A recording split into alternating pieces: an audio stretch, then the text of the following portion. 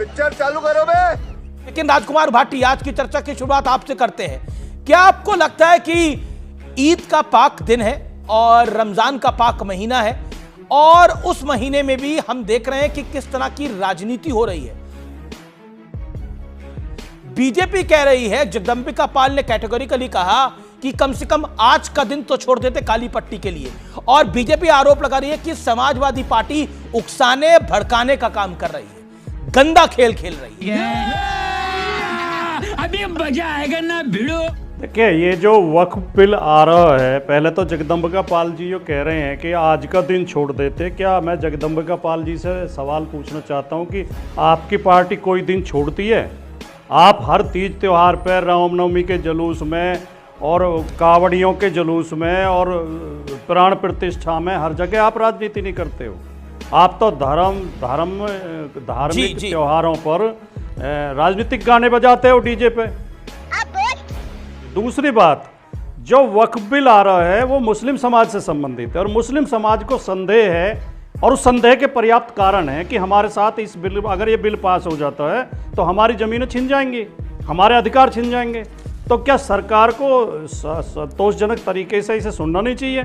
ये एक अजीब परंपरा शुरू हो गई है कि जिस समुदाय के लिए बिल आता है वो विरोध करते हैं, तो कहते हैं इनकी समझ में नहीं आ रहा। जैसे किसान बिल आए थे, किसान धरने पे बैठे थे, तो तमाम लोग ये कह रहे थे इनकी समझ में नहीं आ रहा, ये तो इनके हित में आ रहा है। तुम्हें शर्म है? कुछ शर्म आया है? और उन पे आरोप लगाने लगते हैं, ये तो बिके हुए लोग हैं, ये तो खालिस्तानी है, पाकिस्तानी है। ये इसको वक्फ बिल को लेकर हो रहा है, जब जिस समुदाय से संबंधित है। देखिए, इसमें 44 ऐतराज लगाए थे जॉइंट जो पार्लियामेंट। राजकुमार भाटी, मैंने आपको पूरे पौने 1.5 मिनट दिया अपनी बात को रखने का। 10 सेकंड में एक जवाब दीजिएगा, क्या वक्फ बिल में संशोधन पहली बार हो रहा है इस देश के अंदर, या पहले हो चुका है? मैं तुम्हें अभी समझाता हूँ। नहीं, कोई संशोधन अगर पहले हुए हैं उसमें समाज को ऐतराज नहीं था, वो संशोधन उनके अहित में नहीं थे, उन्हें संदेह नहीं था, हो गए।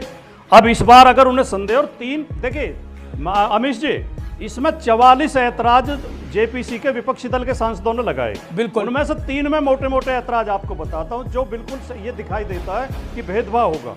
नंबर 1, इसमें गैर मुस्लिमों को शामिल करना, और उसमें भी प्रावधान ऐसे हैं कि बहुत जल्दी वक्फ में गैर मुस्लिमों का बहुमत हो जाएगा, मुसलमान कम रह जाएंगे, गैर मुस्लिम ज्यादा हो जाएंगे। अरे देवा, ये गड़बड़ है बाबा। दूसरी बात, पहले ये कोई भी वक्फ कर सकता था प्रॉपर्टी को, कि कोई भी दान दे सकता है। फिर एक प्रावधान किया गया कि केवल मुस्लिम दे सकते हैं।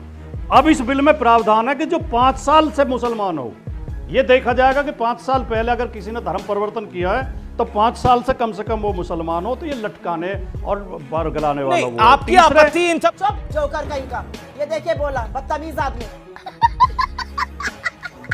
राजकुमार भाटी, क्या काली पट्टी बांधकर ईद के दिन नमाज पर जाना क्या आपको जायज लगता है, ये प्रक्रिया? हालांकि लोकतंत्र है इस देश के अंदर। रुक, तेरे को बताते, तेरी माँ।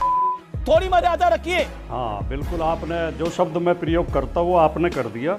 लोकतंत्र में सबसे आसान तरीका है विरोध का, काली पट्टी बांध के अपने काम करना या अपनी पूजा पाठ करना, नमाज पढ़ना, सबसे सरल तरीका।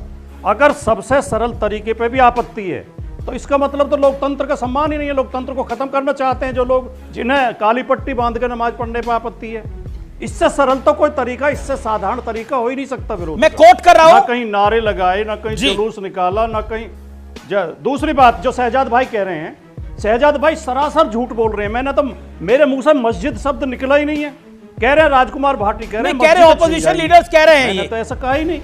कई कह रहे हैं। अरे वो अलग बात है, कोई कह रहा होगा, कोई कह रहा होगा, कोई नहीं, लेकिन शहजाद भाई मेरा नाम लेके कह रहे हैं।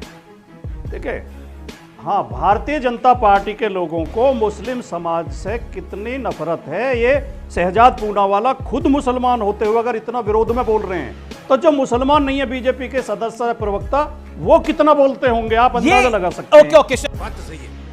देखिए, आप कह रहे हैं संवैधानिक लोकतांत्रिक अधिकार है। आपके नेता तेज प्रताप मिस्टर धर्मेंद्र यादव कहते हैं संसद चलने नहीं देंगे। आपके नेता नदवी जी कहते हैं सड़कों पर उतरना होगा। एमआईएम के नेता कहते हैं कि सिविल वॉर होगा। कोई और कहता है शाहीन बाग बन जाएगा, जिसको समाजवादी पार्टी और कांग्रेस पार्टी समर्थन देती है, एएमपीएलबी को। ये संविधानिक। और आखिरी बात, संविधान और लोकतंत्र की बात राजकुमार भाटी, आप राम मंदिर आंदोलन में गोलियां चलाई राम भक्तों पर, साधु संतों को इंक्लूडिंग हमारे अविमुक्तेश्वरानंद जी को आपने डंडों से पिटवाया वाराणसी में। झूठ बोलो, बार बार झूठ बोलो।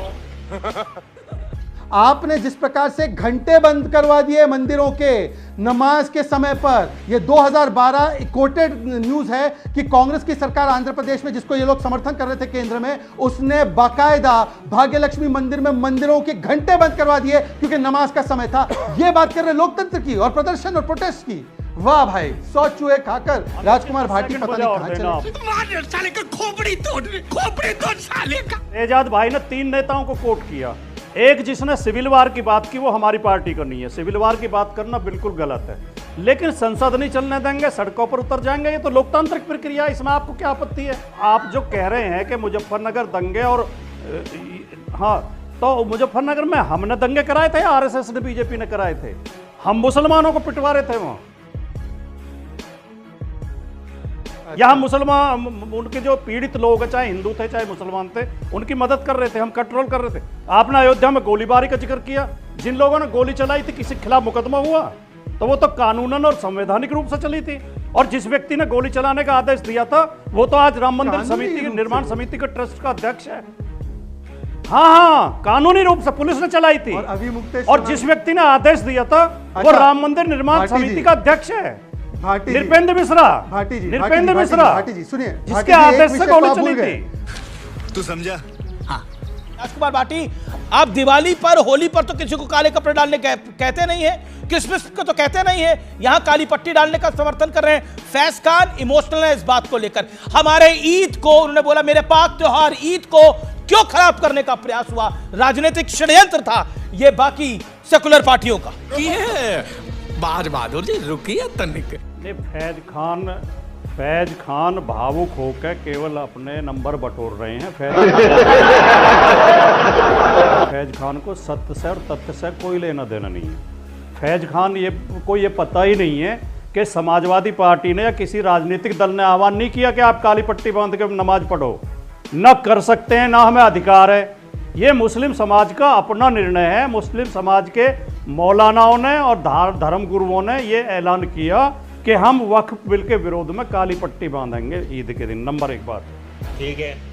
दूसरा, इन्हें ये जानकारी नहीं है कि जब भी विरोध हुए, जब किसान धरने पे बैठे हुए थे और 700 किसानों की मौत हो गई थी उस आंदोलन में, और आपकी सरकार तानाशाही पे उतरी हुई थी, तो तब हिंदुओं ने भी, सिखों ने भी आह्वान किया था, जब बीच में दिवाली आई थी, कि दिवाली पे हम काली पट्टी बांध कर दिए नहीं जलाएंगे और विरोध प्रदर्शन करेंगे, हम दिवाली नहीं मनाएंगे। फैज खान ये बेमतलब की भावुकता पैदा कर रहे हैं कि केवल मुसलमानों के त्योहार पे ऐसा होता है, हिंदुओं के त्योहार पे नहीं होता। हिंदू, मुसलमान, सिख, ईसाई सब अपने धर्मों पे। बीच में ना बोल, 10 सेकंड। फैज भाई, बातचीत से आप पढ़े लिखे इंसान लगते हो, आप बदतमीजी मत किया करो बीच में, या आप अपशब्द बोल रहे हो, इस तरह आपकी छवि खराब हो जाएगी। हमें लगता है कि आप एक अच्छे आदमी हो और पढ़े लिखे आदमी हो।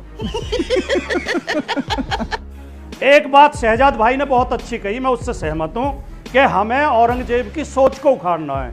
तो एक कॉमेडियन के कॉमेडी करने पे सत्तारूढ़ पार्टी के सदस्य जाके उस स्टूडियो में तोड़फोड़ कर देते हैं, ये औरंगजेब की सोच है या नहीं है? एक सांसद का बयान देने पे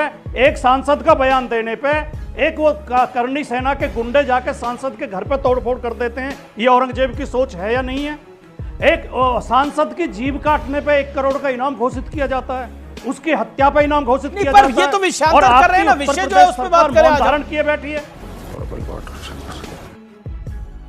तुम चुल्लू भर पानी में जाके डूब के मर जाओ।